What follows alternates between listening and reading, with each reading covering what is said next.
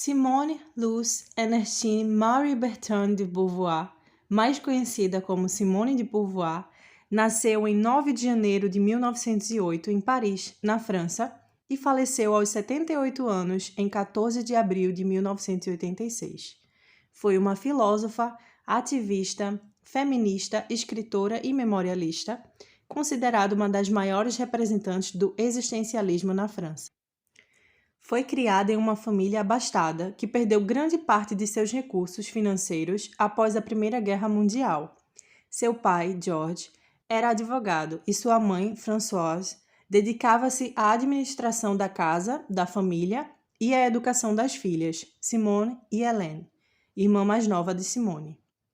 Entre 1913 e 1925, Simone estudou no Institut Adeline Désir, uma escola católica para meninas. Mas aos 14 anos, já possuindo independência intelectual, ela se considerava ateia. Mais tarde, ao ingressar na universidade, estudou matemática, literatura, latim e filosofia, a qual tinha mais afinidade. Assim, de 1929 a 1943, se tornou professora de filosofia, sendo uma das mais jovens até então a conseguir o feito. Foi também na universidade que conheceu Jean-Paul Sartre, com quem se relacionou por longos 50 anos, vivenciando um relacionamento aberto, já que era grande defensora do amor livre. Simone começou a publicar seus textos literários e filosóficos durante a Segunda Guerra Mundial e, em 1945, fundou, junto com Sartre e Merleau-Ponty, entre outros, a revista Os Tempos Modernos, dedicada a temas literários e políticos. As ideias de Simone de Beauvoir são ideias que dialogam com o existencialismo de Sartre. Existencialismo esse que prega que a liberdade e a autenticidade são essenciais para a existência do ser humano. Suas principais influências filosóficas foram Hegel, Husserl, Heidegger, Marx, Descartes e Bergson. Algumas das obras de Simone de Beauvoir foram Os Mandarins, que foi em 1954, onde é um romance-ensaio típico do movimento existencialista. Simone ela descreve um ambiente na França entre 1944 a 1948. Ela fala sobre as consequências da guerra, da ocupação alemã e também da resistência. Além de falar também da corrupção moral e da agitação intelectual. E alguns ensaios autobiográficos de Simone de Beauvoir foram Memórias de uma Moça Bem Comportada, de 1958, onde a mesma ela descreve a formação católica que lhe marcou durante seus primeiros anos de vida. E neste livro, ela descreve como foi sua infância, como protegida, mimada, divertida com a incessante novidade das coisas e que eu era uma menina muito alegre. A Força da Idade, em 1960, onde na obra Simone descreve um pouco da sua vida com seu companheiro Jean-Paul Sartre, com quem viveu por mais de 50 anos numa relação nada convencional para a época. A mesma descreve: por isso mesmo confiávamos no mundo e em nós mesmos. Éramos contra a sociedade em sua forma atual, mas esse antagonismo nada tinha de melancólico. Implicava um robusto otimismo. A Força das Coisas, em 1964, onde Simone detalha fatos do cotidiano da intelectualidade francesa, como a montagem de peças, publicações de livros e divulgação de manifestos em revistas. Cerimônia do Adeus, em 1981, onde na obra Simone conta tudo sobre Sartre. O livro é um hipnótico relato da decadência de um homem superior, que é Jean-Paul Sartre. É um estilo de romance e testemunho de Simone que investe pelo declínio da mente poderosa e pela deteriorização do corpo do seu companheiro, onde após a morte de Sartre, Simone se entregou ao álcool e às anfetaminas. E não menos importante, O Segundo Sexo, em 1949, onde Simone publicou seu principal livro, que representou uma desconstrução para os padrões impostos pela sociedade e pela igreja da época.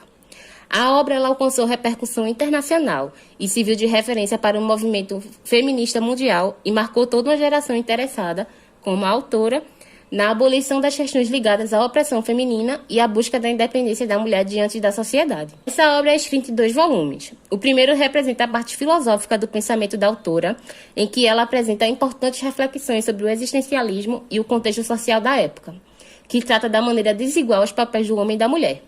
Na segunda parte, Simone traz a célebre frase que explicita a ideia fundamental da filosofia existencialista, segundo a qual a existência procede à essência. Ninguém nasce mulher. torna-se mulher. Agora, vamos falar um pouco sobre a biografia, alguns conceitos e contribuições de Merleau-Ponty. Ponty foi um filósofo fenomenólogo francês, nascido na cidade de Rochefort, em 1908, que tomou como um ponto de estudo e reflexão a percepção em sua produção filosófica. Ele enfatizou que havia uma consciência e um corpo inerentes que é a análise da percepção, onde se possui uma dimensão ativa e constitutiva da experiência de mundo do indivíduo. Assim, não existe nada determinado nem escolha absoluta. É impossível que o homem seja livre em algumas ações e determinado em outras. O homem nunca é somente coisa e nunca somente consciência pura. O homem não pode ser determinado do exterior, porque para que algo pudesse determinar, seria necessário que ele fosse uma coisa. Pois nunca há determinismo e nunca há escolha absoluta. Nunca sou uma coisa e nunca sou consciência nua.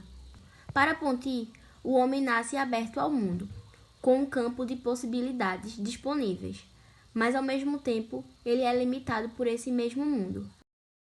O filósofo francês produziu, na década de 40, 50 e 60, muitas obras, a qual fazem parte do seu acervo de livros. A principal obra, Fenomenologia da Percepção, foi escrita em 1945. A outra obra muito importante, A Estrutura do Comportamento, de 1942.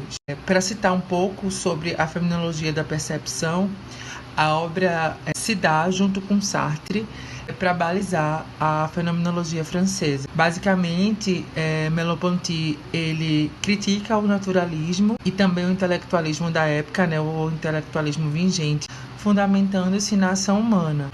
Ele afirma que a abertura de nossa consciência ao mundo sempre já é tecida pelo corpo próprio e seu entorno.